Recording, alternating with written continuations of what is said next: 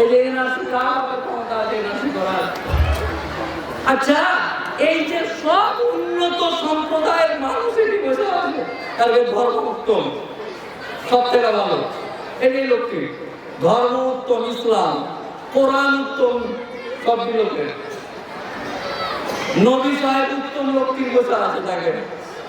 আর এই লোকটি এক হতে পারছি না কেন? কি জ্বালা, কি সমস্যা, কোথায় সমস্যাটা, কোথায় কেন এক হতে পারছি না? আমাকে দেখে আপনার হিংসা কিনে বলছে,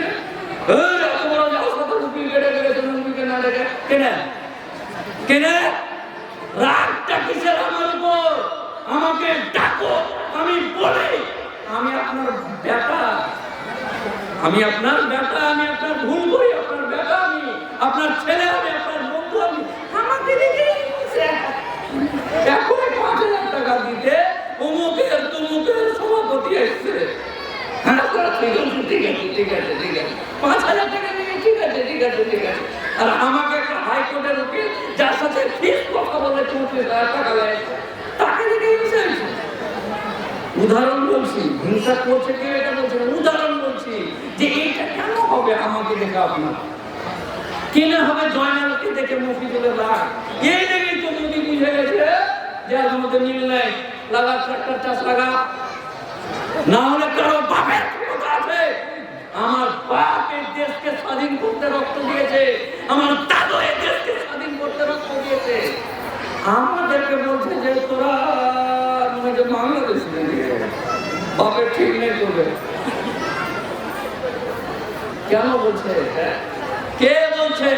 কলকাতা হাইকোর্টের কথা বলছি, উকিলদের সাথে আমার লেগে যায় মাঝে মাঝে, পারে না। আমি এক বচ্চা উকিল নিয়ে শুরু করে ঘুরি সবসময়, করে ঘুরি, আমাকে দেখলেই ছেড়ে দেবে, একটা বাচ্চা এখন বাচ্চা বাচ্চাটাকে ধর, আমার সাথে লাগে না। তো এইরকম হতে হবে, যখনই আমার সম্প্রদায়ের ব্যাপারে কোন সংসদে, কোন রাজ্যসভায় আইন পাস হবে, তখন তাকে মুসলমানকে বাদ দেবে। এটা কেন হয় না? আল্লাহ আল্লাহ আল্লাহ, কি করে বুঝায় আমার জাতকে, কি করে বুঝায় সম্প্রদায়কে?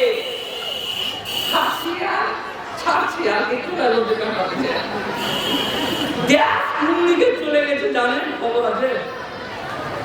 খবর আছে কিছু? দেশটা কোন দিকে গেছে? নেই, কিচ্ছু নেই, কিচ্ছু নেই। দেখানো হয়েছে যে না অমুক আছে তোমার কাছে নেই, শুধু ছাদটা আছে, নিচখান কিচ্ছু নেই। যে কোনো সময় করে ঠেকানো করবে। আপনি বলেন না কৃষক আন্দোলন হলো নাকি? কৃষকেরা আন্দোলন করছে 3 মাস ধরে, জানেন না? 3 বছর ধরে, জানেন না? জানেন না? করোনা হটে গেল, এনআরসির আন্দোলন মিটা গেল, সব বুঝা গেল, করোনা ধরে দিবে পালা, পালিয়ে গেল। আর তারা আন্দোলন শুরু করলো দিল্লিতে। চাষি লোক, কৃষক লোক পাঞ্জাবে যে পানি মাথায় যে দিল্লিতে যে ট্রাক্টর দিয়ে চাষ করছিল, একদম ট্রাক্টরকে কত করে বাছায়, ওটা দেখা গেছে। আচ্ছা, ওরা কিসের আন্দোলন করলো? আমাদের এই এলাকার যেটি জমিদার আছে, জমিদার কি জায়গায় ধরা করে দেওয়া, জমিদারকে খোঁজি নেই। এই যে জমিদার ধান ৭০ বিঘা জমি, এখানে তো আমাদের হাতি আছে, এই জমিদানে হাওয়াবে ওই লোকটি লেখা আন্দোলন করলে, আর ওই লোকটি লেখা আন্দোলন করে এমন আন্দোলন করলে যে দিল্লি দখল করে নিল। দিল্লি দখল করে নিলে ট্রাক্টর দিয়ে, চারিদিক থেকে ট্রাক্টর গুঁদুর গুঁদুর করে ঢুকে গেল, যে দিল্লি ভয় পেয়ে গেল। যে মোদি এই যে কিছুদিন আগে কয়েছে, গোটা দেশের কাছে আমি ক্ষমা চাচ্ছি না, ভুলে গেছি। তো আপনারা কে যে আপনাকে যখন কোনো কিছু করছে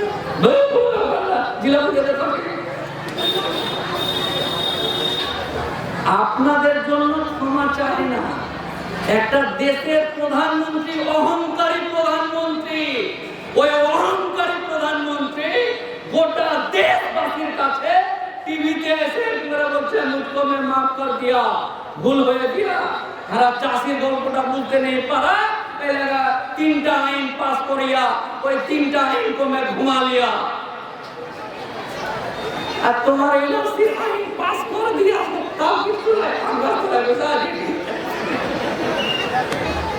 বাপজি সজাগ হতে কি করতে হবে তাহলে? লাঠি নিলে মারামারি করতে যেতে হবে নাকি? কহেন না, কোন লাঠি লাগানোর দরকার নেই। আপনি খালি আপনার ফুফায়তো ভাইকে ভালোবেসেছেন, মেনে নেন। আপনি আপনার চাচাতো ভাইকে মেনে নেন, আপনি এলাকার মরদকে মেনে নেন, আপনি এই এলাকা আমার সম্প্রদায়ের যারা রেপুটেটেড মানুষ আছে তাকে মেনে নেন। সমস্যা সমাধান হয়। মোদীকে না, মোদীর কথা দিয়ে যাচ্ছে ক্ষমা চাইবে যে মুসলমানকে নিয়ে ভাগানিকে নিয়ে লুঙ্গি বাহিনীর জন্য যে আইন কে পাস করেছি ওই আইনকেও আমি আগামী লোকসভাতে হটিয়ে দেব। পারবেন একসাথে? না, ওই হারবিটিকে বিয়ে মিলে রেগে আছি, ওরকম মাফ করা যায়? ওই যে বিহারি বলা তাও জোর করে নিয়ে পালিয়ে যে পুণ্যে মাল্লা করে তার চাচু করে বিয়ে মিলে ওকে মারা যায়। আরে দেশ চলে যাচ্ছে, বাড়ি চলে যাচ্ছে, আপনাকে গন্তি করা হয়ে গেছে, আপনি লুঙ্গি পরে আছেন সেটা ঘুরে যাচ্ছে। আর এলাকার নেতা যারা দেশ চালাচ্ছে তারা এসে বলছে লাখ মেরে তোকে বাংলাদেশ পাঠাবো। সবই তো হয়ে গেছে, তাও এখনো দয়া করে আপনাদেরকে বলছি, আজকে শুধু এই কথাটা বলতে এসেছি কারণ এগুলো প্রত্যেক দিন যত দিন যাচ্ছে কি পার্টি করবেন? করেন না, পার্টিটা করেন, ভালো করে করেন, 5 বছরের ইলেকশন করেন, তৃণমূল করলে করেন, একদম নেমকি মেলা করেন, সিপিএম করলে আরো বেশি করে করেন, কংগ্রেস করলে একদম তুফান রেখে দেন। বিজেপি তো করা যাবে না, বাকি যত পার্টি আছে সবাই সব মিলে করতে লাগবে। কিন্তু যখন দেশের কথা হয়ে যাবে না, চাচাতো ভাইয়ের কথা হয়ে যাবে না, ফুফাতো ভাইয়ের কথা হয়ে যাবে, তখন পার্টিটাকে ব্রাকেটে ছেড়ে ঠিক আছে পরে দেখা যাবে। কি যায় কানে কেউ যদি এসে ফুসফুস করে বলে ও বিজেপি করে না, ও তৃণমূল করে, সিপিএম করে, আর এটা পরে হবে। তুই আগে হাত চাচাতো ভাইকে বকনি কিনে এটা কহ।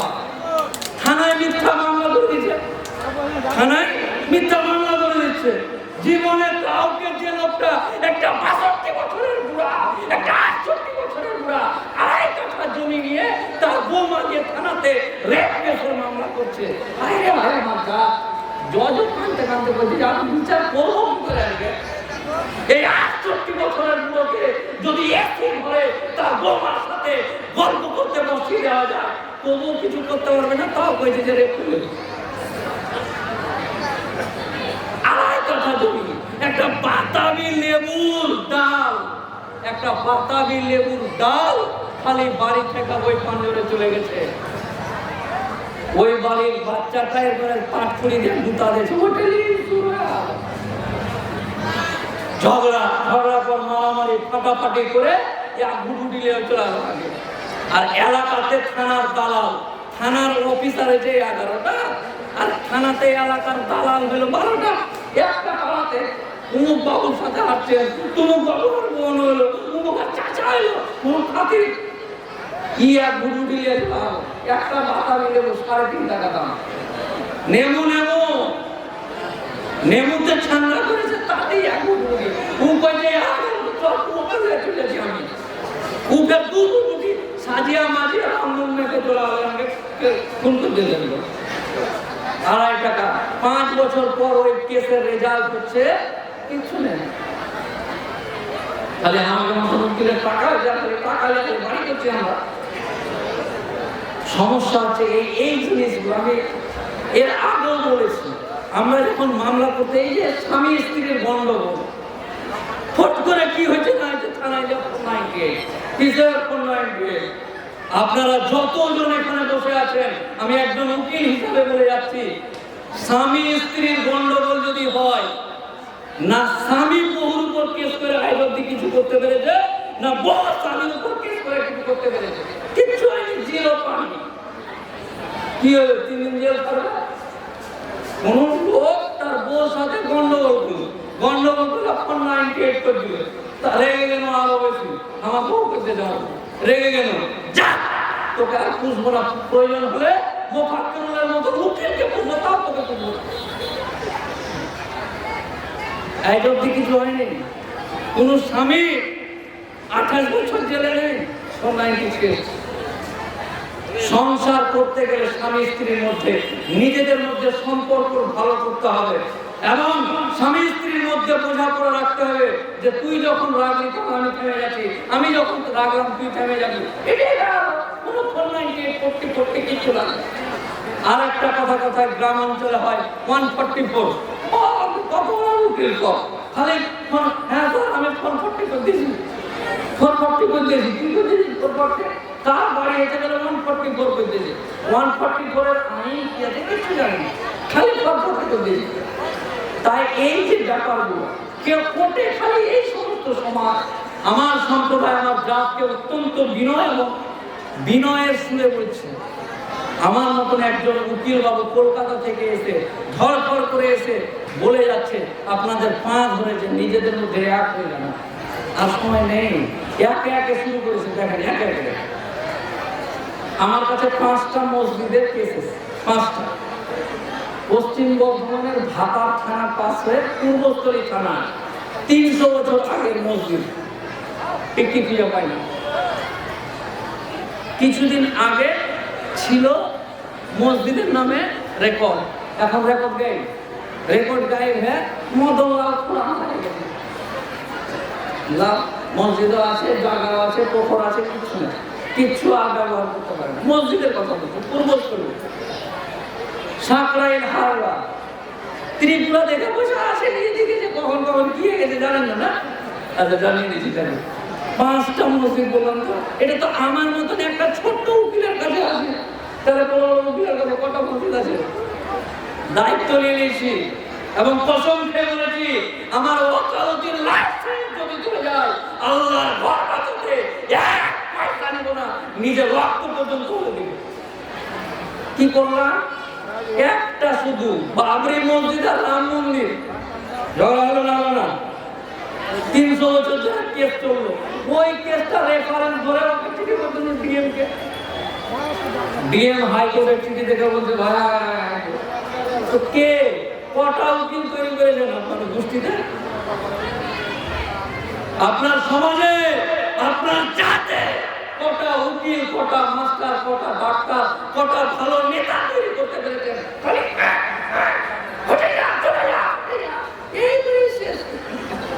যে রাগ আর অভিমান, এই রাগ আর অভিমান আর যে কোনটাই লাগাইতে পারে না, লাগাইতে হবে এখন থেকে।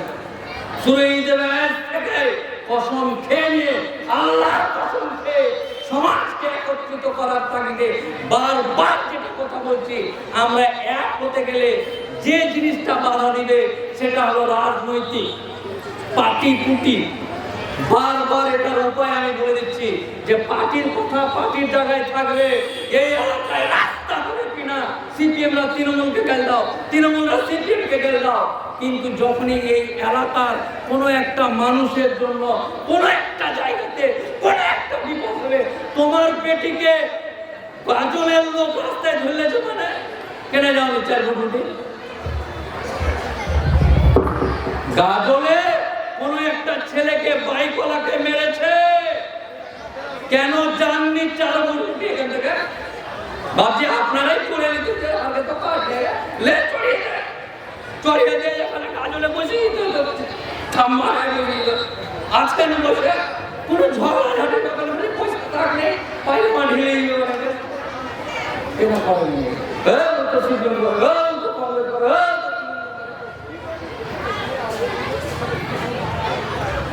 ছেড়ে দেন। কোরআন হাদিসের কথা শুনবেন। একটু পরেই মৌলানা সাহেব আসবে, দেখা করলাম, খুব ভালো ফসা লোক, এখানকার জামাই উনি এসে বলবেন। মেন যেটা বিষয় আমি বলতেছি যে চার্জ হইতে হবে বাবজি হলো। আপনি মনে করেন না আজকে আপনি ঘুমাবেন, ধরেন যান এক বাড়িতে যখন শুনবেন চিত চোখটা বন্ধ করে আকাশের দিকে দেখেন আর ভাবেন যে আপনার ওই সুন্দর মেয়েটা আপনারই বাপের ভোটার কার্ড চেয়েছে, তো আর কি কি চাইবে আমার আমলে এনআরসি হ্যালো আর প্রতিটা বড় হলে কি কি হবে, এমএসি, টিপিসি, টিপিসি, আর কত কি হবে, কখন ওরা কি করবে? আমি তো শেষ। কি হবে তাদের কথা?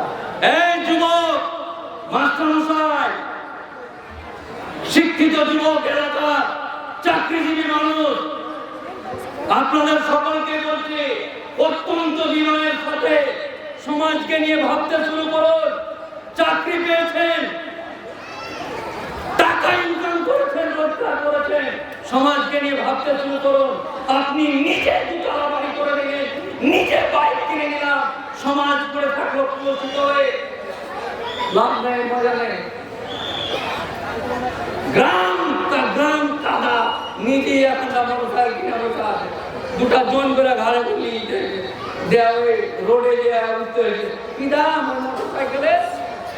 যদি এলাকার রাস্তা ভালো না থাকে, মাস্টারমশাই, ঠিক তেমনই পয়সাওয়ালা মানুষ, ঠিক তেমনই, যেমনই একটা মোটরসাইকেল যদি আপনি এখানে কিনেন আর রাস্তা না ভালো থাকে, তাহলে আপনাকে ঘাড়ে করে জন দিয়ে আপনাকে গাজলের রাস্তায় উঠতে হবে।